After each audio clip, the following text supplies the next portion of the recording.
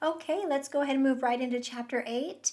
With chapter 7, we just left off where a baby is hurt and they need to find their families because they are in the middle of being attacked by some bombing and shelling, and it looks like baby got hurt on his foot. So let's see what happens next.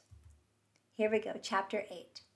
I climbed back over the bamboo fence. The crowd outside had churned up so much dust that I could barely see the other side of the road. How would I ever find my family among them? I fought off a wave of panic, taking a deep breath to calm myself. I plunged into the crowd. Almost at once, I was knocked off my feet by the shoving and pushing. I got up and stumbled on. It seemed crucial to move along, if only to keep from being knocked down. Before I had taken very many steps, someone jostled me. I grabbed blindly for support and fell, pulling down a boy next to me and tripping the frail old woman behind him as well. Dazed, they both sprawled next to me. Quickly, I got up and tried to help the old woman to her feet, but she only groaned and lay there. Already people were stepping on her sarong, her hair, her hands. Again, I tried to pull her into a sitting position, but I couldn't budge her. Desperately, I grabbed at someone's sleeve and begged for help, but I was only brushed aside. The boy beside me was crying. Finally, someone stopped and looked at us. To my great relief, he took charge. I'm bringing your grandmother over to that big tree. She'll be safe there, he said. You follow me, all right? I nodded, and the man bent down and lifted the old woman up. As he carried her away, he shouted back at me, Bring your brother. You want him trampled to death? I grabbed the wailing child by the hand and stumbled after them. There was a big tamarind tree by the side of the road, and when we got to it, I saw that there were at least 6 other people lying in its shade. Most of them had been wounded by the explosion, and blood still glistened on their skin. But one looked dead, a pale young woman whose eyes were locked in an unseeing gaze at the leaves above. A man with a red cross on an armband moved among the wounded, rinsing off a cut, murmuring reassuring words. Amazing, I thought. I've managed to come to the right place for help. The man carrying the frail old woman gently lowered her onto the ground in the shade. I noticed that he also had an armband with a red cross. He patted me gruffly and said, She'll be okay. Just stay with her and keep an eye on your brother. He's not my brother, I protested. But Jantu's brother, he's a baby. He's hurt. Back at the food truck. Please, please come help. All right, let's go, he said. Holding my hand, he led me out of the shade at the tamarind tree and back into the crowd. It was like wading upstream against a strong current, to push against all the people rushing past the other way. I clung to the stranger's hand, and together we plowed our way back to the compound where the food truck was. There, Jantu was huddled against the wheel of the truck, holding her brother for an awful moment. I thought he was dead. But then the baby whimpered softly, and Jantu saw us.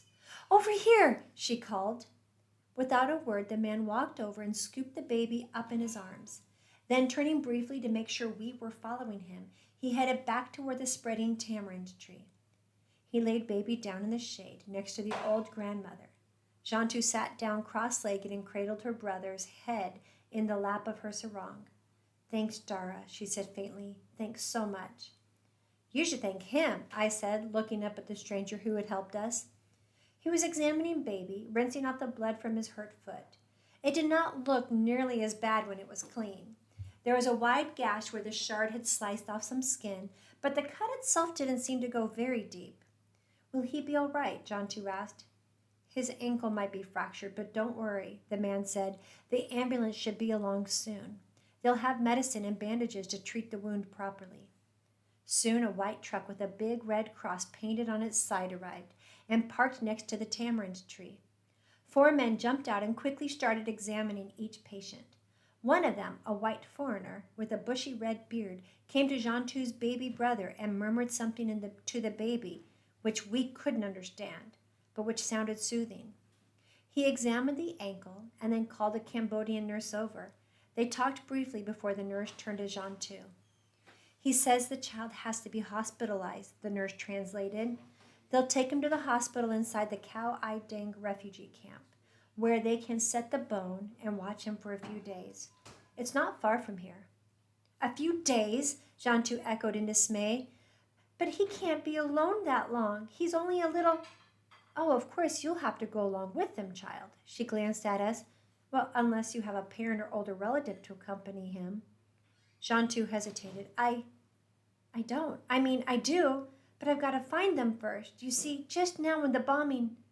But even as Jantu was talking, the red-bearded doctor had picked up her brother and was carrying him into the white van. Jantu ran up to him, pulling at his sleeve to protest. He ignored her. Quickly, he laid the baby down on a mattress on the floor of the van and gestured for Jantu to climb in next to the baby. She turned to me in desperation. What are we going to do? She asked. She looked scared and confused. I don't know, I said. I felt every bit as scared as Jantu looked. I guess you'll just have to go along with baby. What about you? Jantu asked. I'll come with you. Jantu shook her head. No, Dara, you gotta stay, she said. You gotta find our families and tell them baby's hurt and in the hospital with me. They know where the hospital is, I argued. Let them find us there. They won't look there, Dara. Don't you see? They'll just think we're lost. There. It was out. Lost. That single, terrifying word. I felt as if a rock had slammed against my stomach and lodged there. I had been thinking of it all this time, but was afraid to bring it up. Now Jantu had said it. We were lost. Just like that little girl with the broken doll, crying in the crowd. For a second, I felt like wailing for Mother, too. You have to find them, Jantu said grimly. I stared at her. How? I demanded. They'll be around. Jantu would not look at me. Someone will be there. Where? Nearby. Somewhere. But where? Where? Tell me where. My voice shook. By the stone beam, Jantu said firmly, with some of her old authority. They're bound to go back to our old campsite to wait for us. So just find your way back to our campsite, Dara. You can do it. I shook my head. No, I said, I can't. You have to, Dara. It's the only way to link up with them again. And you know where our stone beam is. By the well, Dara. But which well? There were hundreds of wells like ours. How can I find the right one? I was beginning to sound shrill, but I couldn't help it. You'll find it, Dara. And when you do, your mother and Saroon and Nia and Grandpa Kemp, they'll all be there waiting. How do you know that? I asked. Suppose I can't find the stone beam. Suppose there's nobody there waiting for me. I swallowed hard, trying to fight a mounting panic.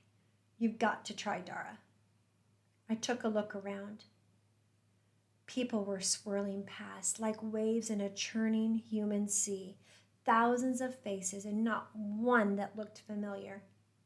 With a stab of longing, I suddenly thought of home.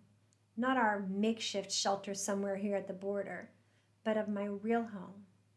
I thought of grandmother's little herb garden of basil and turmeric and lemongrass soaking up the morning sunshine under her kitchen window. Oh, Jantu, I said, I'm scared. For a moment, Jantu did not speak.